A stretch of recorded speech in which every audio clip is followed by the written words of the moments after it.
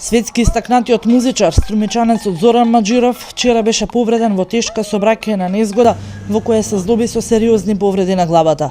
Сообраќајната незгода се случила вчера во 16 часот и 10 минути на магистралниот пат Штуип-Радовиш, на 2 километри после раскрсницата на пат кон родната Струмица.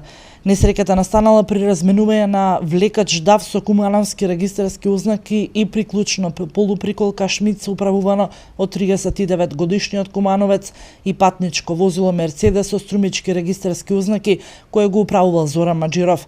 Маџиров бил веднаш пренесен во општа болница Струмица, но по увидот на лекарите за сериозноста на повредите бил пренесен во клинички центар во Скопје. Оттаму информираат дека повредениот е се уште на респираторен апарат и дека досега се направени 2 компјутерски томографии. За сериозноста на повредите стои во полицискиот извештај со наод кома со крварење на черепна регија и повеќе рани во главата.